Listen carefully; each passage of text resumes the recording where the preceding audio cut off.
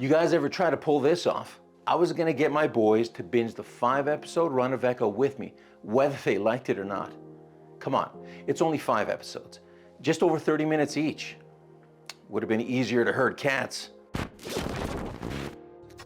I have a history of trying to get my boys to watch stuff like it. Yet, when Ahsoka came out, they started it, but eventually skipped it. I powered through that series alone. When What If Season 2 came out, they had no interest. I watched this alone too. You can click here to see what I thought of it. And when it came to The Witcher, even though we fast forwarded some of the naughty scenes for my boys, they lasted quite a few episodes. But when the focus started shifting from Geralt the Witcher to Yennefer and Ciri, well, they were out. They considered it cruel and unusual punishment to make them sit through that stuff. I ended up watching the last 2 seasons of The Witcher alone. Again, can't say I haven't tried. Man, these shows just can't keep what should be their target audience interested. Yes, I get that some of these shows have a mature rating. Has that ever stopped you guys before? Has it stopped you from, hey, maybe clicking that like button or even subbing? Give it a try. If a show is too good, I'll make them watch it with me. An education in quality entertainment. Maybe that's the problem. They think quality is an MCU.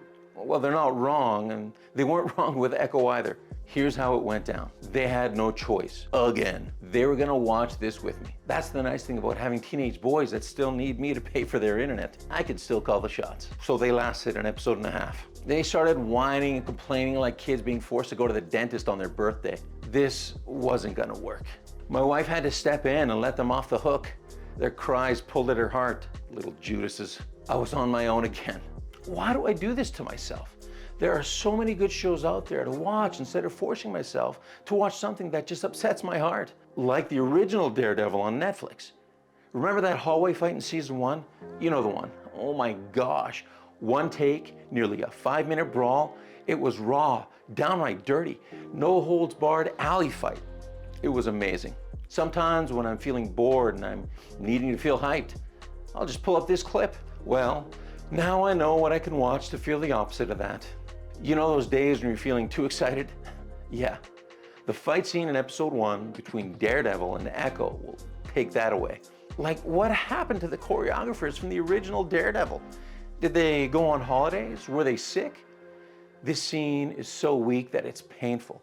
I feel bad for this scene. Well, truth is, I just feel bad for Charlie Cox. Man, that guy was on top when he first came out with Daredevil.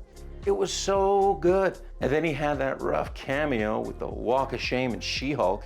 And now this? They did him dirty. Where's Philip Silvera, the Emmy Award-winning stunt coordinator that pulled off all the original fights in that series?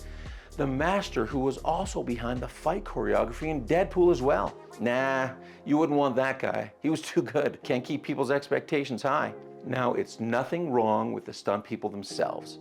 Good on them for doing this job, but who was directing these fights? Oh, the same guys who did the stunts for Miss Marvel show. I see. Oh, and Loki. And the Falcon and the Winter Soldier, and She-Hulk, and WandaVision. Okay, company men. Well, hey, we can't win them all.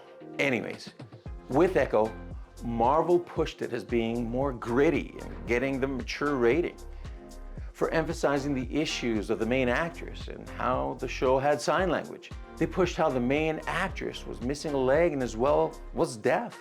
Representation. Consistently talking about everything except the show itself. Who is this show made for? To be fair, the actor playing Kingpin, Vincent D'Onofrio, is awesome. And Chaske Spencer is great. He's also in the amazing series, The English. And if you haven't seen him in it, I highly recommend it. But the truth is, I'm not a professional movie reviewer or journalist. I'm just a guy with 3 sons who's trying to get them interested in what should be the best action and adventure stuff out there. But I can't. Disney keeps dropping stuff that's of no interest to my boys, no interest to me, and by seeing the numbers, to no interest of many people at all.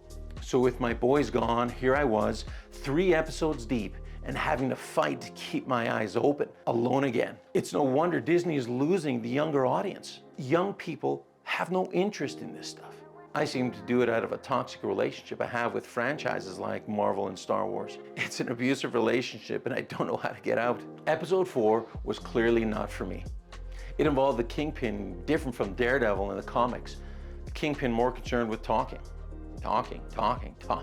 A lot of talking for a main character that can't talk. Whatever, that's fine.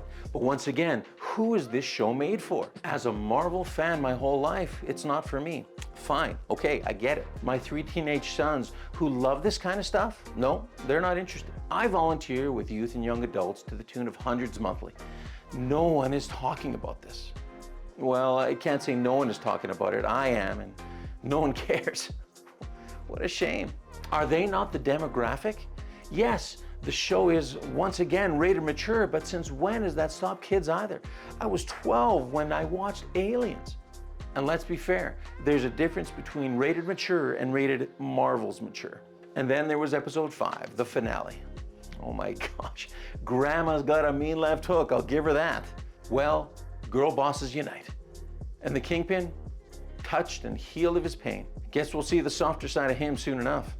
It was at this point that I was able to answer the question of who this was made for. It was made for themselves. This show was made for the people at Marvel that love to virtue signal how much better they are than you. How if you ever even think of disagreeing with the premise of this show, you're a bigot, racist, and sexist. I feel like this show is just out to push a narrative instead of entertain the masses. Again, the only people watching it are either critics, loyalists that will love anything they put out, or that 0.001% of people that find representation in this being about an Aboriginal who's deaf and missing a leg, well, and a woman. The line that summed up what this show is aiming for, in my opinion, was when Maya's ancestor, the gunslinger, is challenged by her father to stay home while he goes off to fight bad guys. She insists on coming, but he tells her something very profound. He says, women are life givers and men are life takers. To which she replied, what's the point in giving life if you can't protect it?